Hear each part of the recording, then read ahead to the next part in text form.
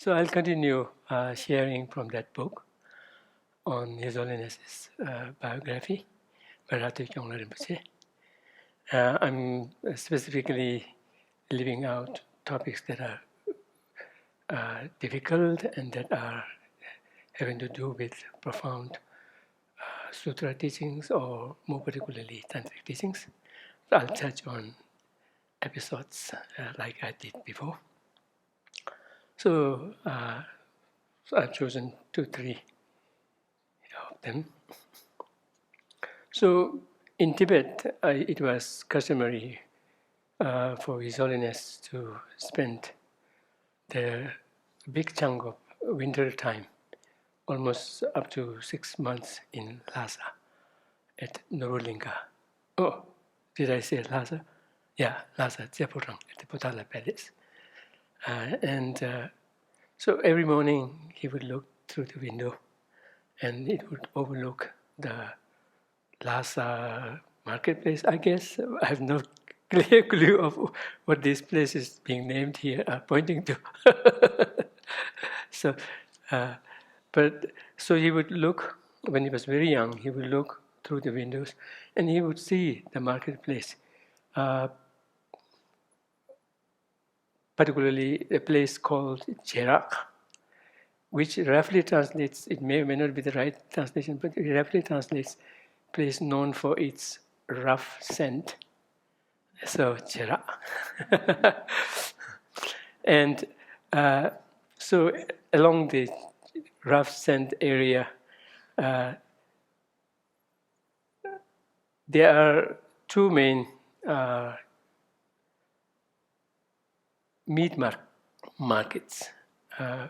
One close to Ramoche Sulakang, one of the main temples, and another one called, I don't know, the place is called Wapaling. I don't want to experiment translating it. So aimed at those two marketplaces, there will be hordes of animals taken through that place that His Holiness could see through his window. Mostly those will be D and Yak. Yak is the male, D is female. And then Raluk, some goats and sheep. So he would always see a fleet of them being driven towards those meat markets. And as soon as he would see that, he would call upon one of his attendants, but someone with whom he was very playful with. And he would call him very urgently. He was called Norbudunup.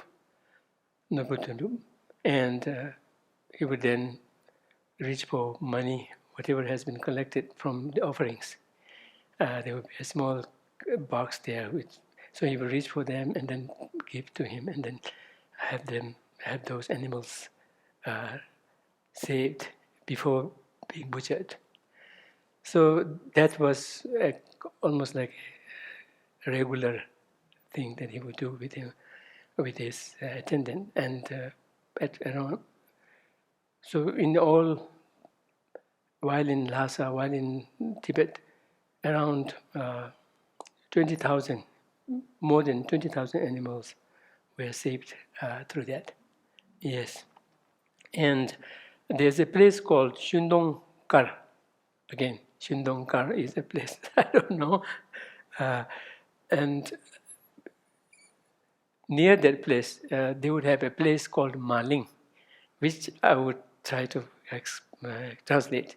It's almost like Ma is like the main, Ling is like a place. So I would translate it as main square. Not quite Times Square, but main square. So that's where they will be placed and housed.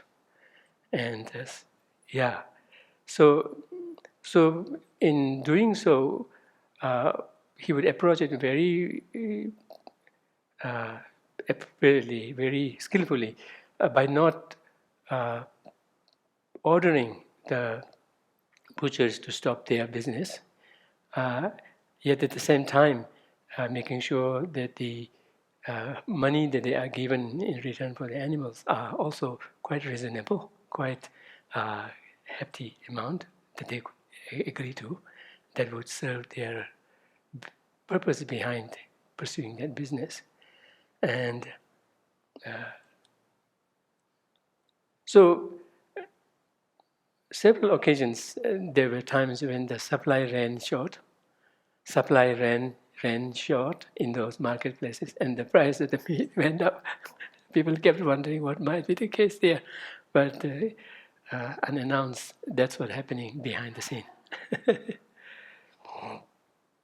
And His Holiness continued that. Soon after he took over the political mantle of Tibet, he very immediately, without losing any time, very immediately stopped the custom of kind of displaying lines and lines of carcass of animals, such as yak, deer, look, sheep, goat, etc., during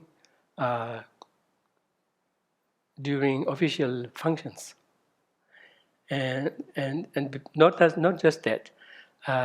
During those functions, not only those are kind of displayed there for show, but also the officials are given their own quota of meat, and that amounts to a huge amount. So he immediately stopped that custom.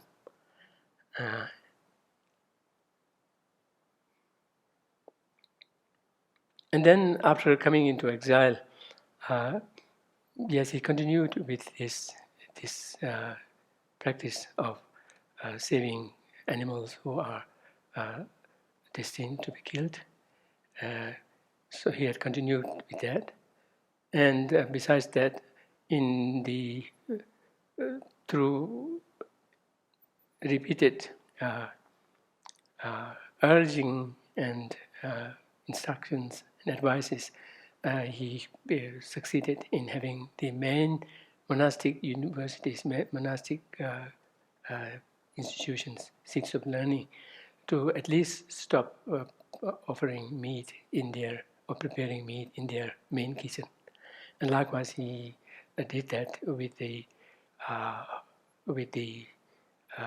organizations, mainly non-governmental organizations, in keeping them from preparing large amount of meat during their gatherings and like that.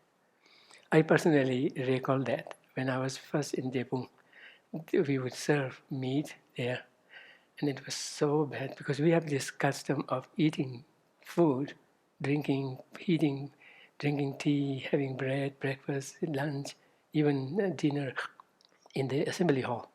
So during special times when someone would be observing their geshe offering ceremonies like that, I mean, somehow it had become custom to kind of bend themselves to ease the urge or the eating habit of many of them, and thus order meat beforehand, which was quite obvious that those were intentional meat, and that was troubling people. And not just that, soon after the meal is finished, now they would have to clean it. Oh, it looked so bad and so kind of totally upward that they would be sweeping the, the bones. It felt so out of place. So and that was obvious to even people who were eating meat, right? And so it kind of began to pick up momentum, and then rightly His Holiness's urging came on top of that, and that's how they have succeeded in stopping preparing meat and offering meat at the main kitchen. And then that means the main monastery, the main kitchen. And thereafter, even the Kamsens followed that. So now, if people have to eat meat, sometimes they have to, they have to go to the camp, restaurants in the camp. Yeah, for some it was a health issue. For some it was a health issue, but for some it was just a custom. And for the elder generations, that was understandable because they were used to having non-vegetarian meals in Tibet because very little vegetation was available there. But then there was no reason for the younger generation to carry it on. At least don't carry that mantle, they do not need to. So somehow. And then over the years, I've seen how on their own accord, many opt to shift to vegetarian meals. And yes, Tibetans as a whole have this system in place of supporting their government, at least as a token of their appreciation and solidarity. They have this system of collecting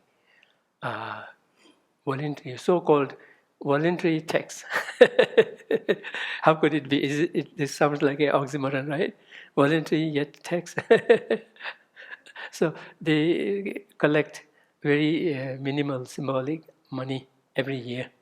And so they introduced that. On top of that, they also offer some symbolic amount that would have cost them if they had eaten meat on Sagadawa and His Holiness's birthday.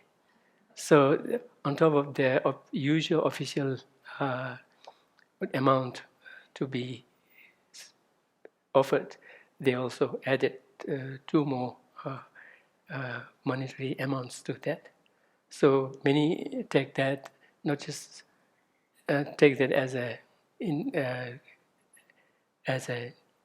incentive to also keep to non-vegetarianism, vegetarian food during those 2 days. And then among the stories about His Holiness remembering past lives, there were many which were very popular, kind of mentioned in most of the biographies. But here's one that may have skipped the public eye because that was not part of the official relegation's finding. So when His Holiness was very young, he was in Nobulinga, maybe certain part of the Nobulinga palace called Jenseng Pondang, and he was going there with his mom, and at that point he was very young, and he pointed to a box and he said that there is my teeth in it, and there was nobody else but the mother. The mother opened it and she found the teeth which belonged to the 13th Dalai Lama. And this was shared by his mother later on. And His Holiness says that must have really happened because there was no point for her to placate me or tell the lie at all, plus given her very truthful nature. Then there was this Nyingma master called Dilgo Khyentse Rinpoche. He was a very, very renowned master and a great treasure revealer also of our time. And he's huge. He's huge, huge and tall also. I remember, I have a personal story to tell with him. He was at one time visiting South India, and I happened to be there with my teacher Khyentse Rinpoche. I was on his I was attending to him, and we went out of the monastery into some family members. So I was in a family place with my teacher Khyentse Yishitop. So at one point, Khyentse Yishitop all of a sudden told me and Geshe Yishilundu. Geshe Yishilundu was also with me because he was Khyentse Rinpoche's personal attendant and student. I was not. I was not his personal attendant, but one of his students. So I also was accompanying him. So all of a sudden he said, now there is Dilgo Khyentse Rinpoche in town. That's in Balakopi. He's in town. Now if you have anything to be decided through more, that's the opportunity time. So both of us went. I was on the, but both of us went. I was on the verge of deciding whether to stay at Depung or to go to dialectic school back. Because my late teacher had told me that you people keep telling me it is important to keep the dialectic school running, but you all are leaving the dialectic school. So if need be, I could call you. You should come. You should be available at that time. So he had told me that, and nothing was decided. So I was thinking this might be in the offing. So what should I do? So I just brought it up, and Dilgo Khyentse Rinpoche usually is bare up, right? And he's huge, and he reached for his changa, his rosary. Rosaries are also as big. And he did like this. He did 3 times. And then I was waiting for the reading. Niga endure. Both of the prospects are so good. So I felt at ease. I said, okay, no matter wherever it's going to go, it's going to be good. So this was the same master with whom His Holiness had teacher and taught, mutual teacher and taught relationship. And I remember times when this master would come to Dharamsala and would every morning go to His Holiness Palace to offer or receive teaching. They were exchanging teachings. So at one of these teachings, Dilgo Khyentse Rinpoche requested His Holiness for a stanza, for a prayer that you could say in honor of His Holiness, which is written by His Holiness himself, authored by himself. So His Holiness came up, His Holiness might have reluctantly obliged, and came up with this stanza. I don't know if we recite here or not. It says, "Tongyi nyingje sungdu jukpe lam che che senze." I have to translate it on the spot.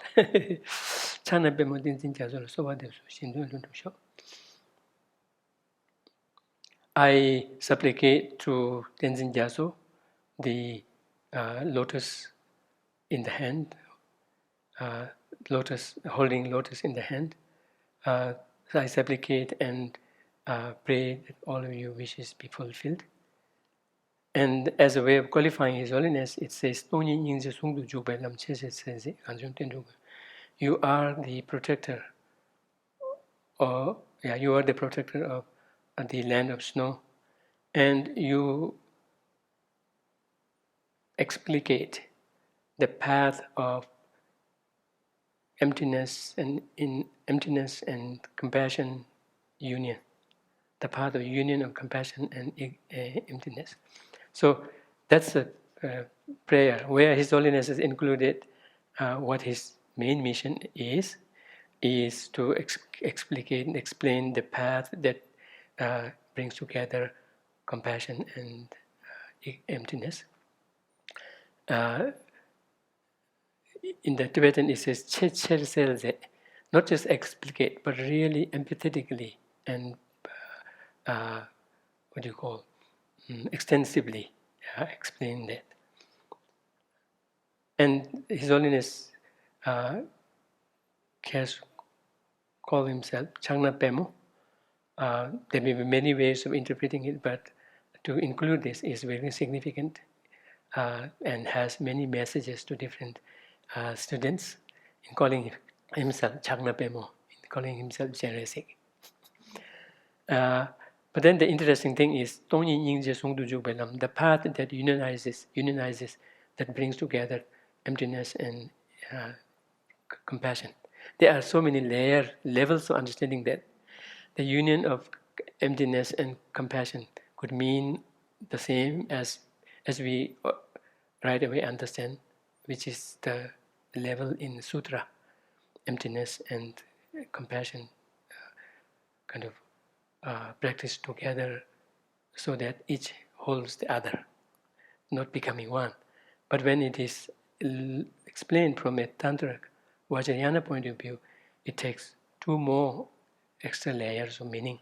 One, there the emptiness will be the object, and compassion is a way of calling to the clear light of bliss. Clear light of bliss. So the union of clear light of bliss as a subjective component and emptiness as the object. Yet when it is pushed, when it is kind of brought deeper, then this tongyi here becomes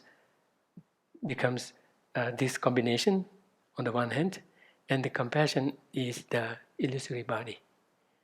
So the union of the ultimate union of two things that there could be in the world, in samsara and nirvana, which is the union of illusory body and clear light mind, understanding emptiness together.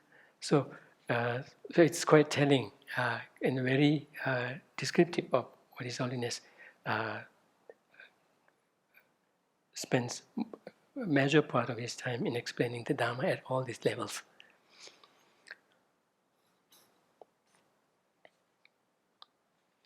And then, recently, we all know this viral video about His Holiness. And the whole Tibetan world was really traumatized, so much so that almost for 2 days after that, the whole town, city, wherever they are living, is kind of very calm and quiet, not knowing what to do. It was very quiet. And then eventually they had to kind of pick themselves up and then do something. And like very thankfully, Venerable Thupten Chodronla very timely addressed it in a very clear way. Likewise, people all over the world, particularly the Tibetans, really then picked themselves up and then did what they could. Some were very, very, very efficient in really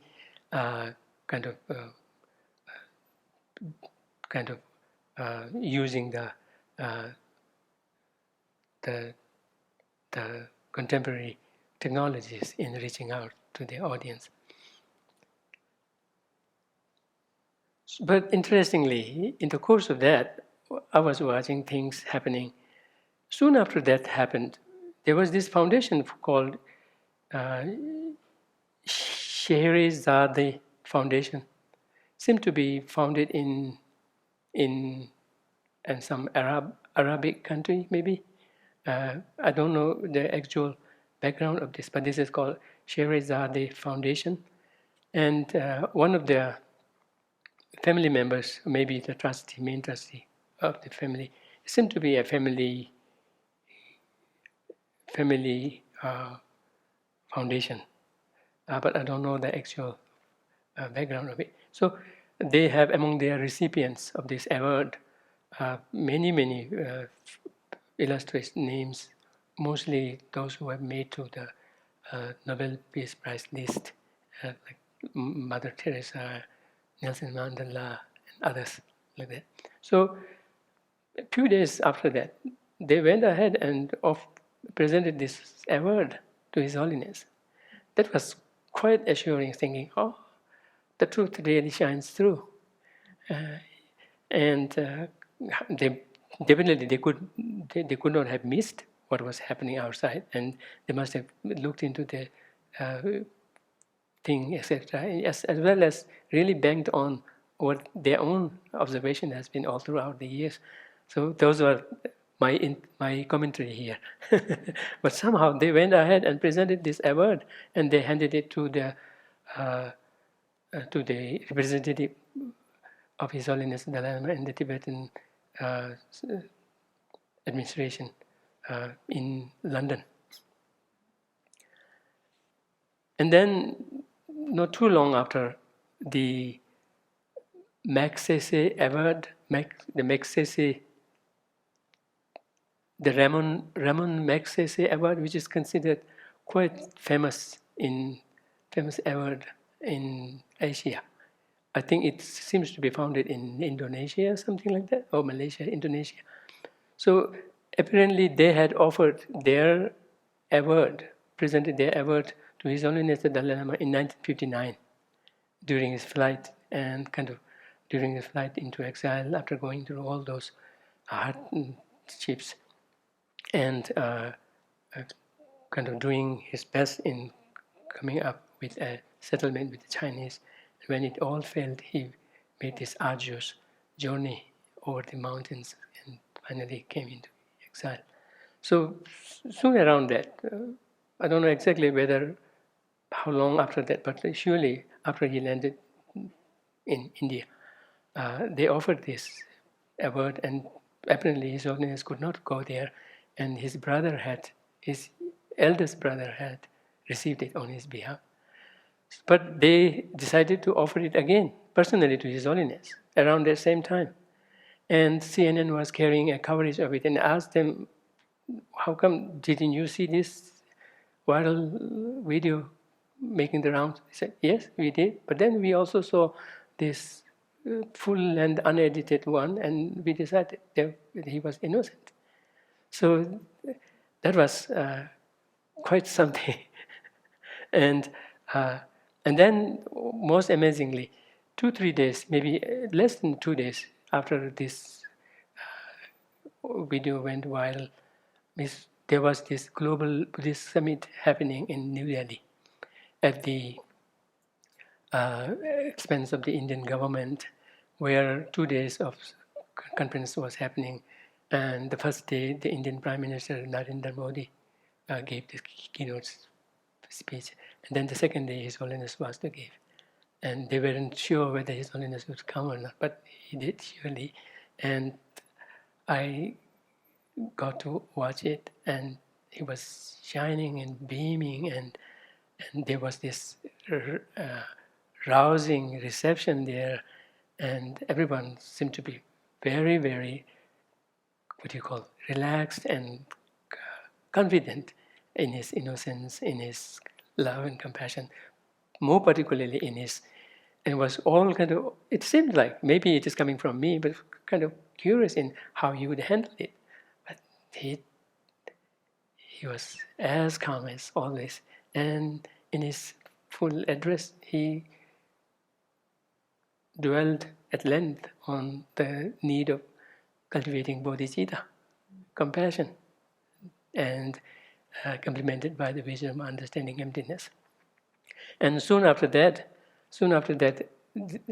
the Mahanayak Thero, some, I think from Sri Lanka, maybe a very prominent Buddhist leader, he was giving a speech, and in that he called His Holiness the indomitable spirit of Buddhism towards world peace. But very interesting thing happened.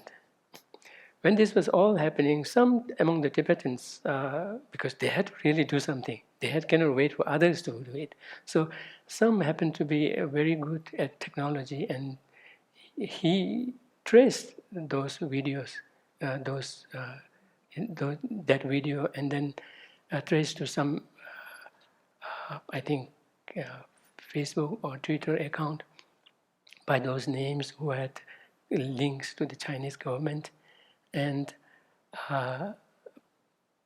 one thing that they could tell about this is who were attending to the post, who were giving the comments, and those were all very recognized mother sentient beings who were known to be sycophants of the Chinese government over the years, including someone called Samira Khan, Pakistan actress.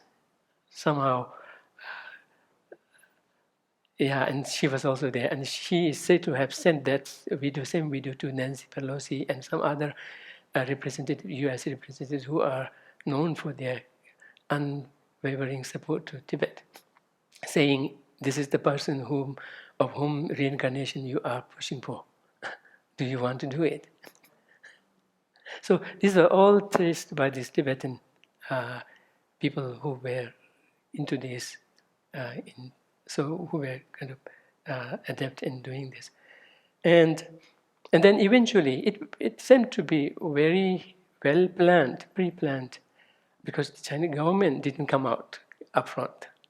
And it was instead handled by individuals whose background was very clear in terms of what their interest is, plus whoever was having the first access in commenting on those posts and whatnot. Then eventually it made into the Chinese state-sponsored account, and eventually it was then released in Tibet. But what was interesting is, partly it may be my Buddhist bias, but what's interesting is we came to know that for months together, Chinese have completely blocked the Tibetans' access to the outside world through these media, social media. Instead, they were feeding them wrong information, particularly about His Holiness's health, saying that His Holiness was very ill. For months, they were bombarding it with that, and they themselves had no way by which to access it. Any search about Dalai Lama, there would be no results there. So they were fed with this wrong information, insistently saying His Holiness is very ill. And some were even wondering whether he's alive or not. So then, without anyone to risk their life in kind of really searching for it and then putting it on the pause or trying to do it, which would mean risking their life, the Chinese government themselves, through their own state-sponsored medium, released this. For Tibetans, they already knew that this is released for purpose, because for long they have been fed with this information, wrong information. Now this is being let in through the Chinese government-sponsored media outlet, and they suspected it. They must have definitely suspected it. But anyhow, when they saw it, many of them shed tears of joy, seeing His Holiness healthy. And someone even posted a comment, writing in the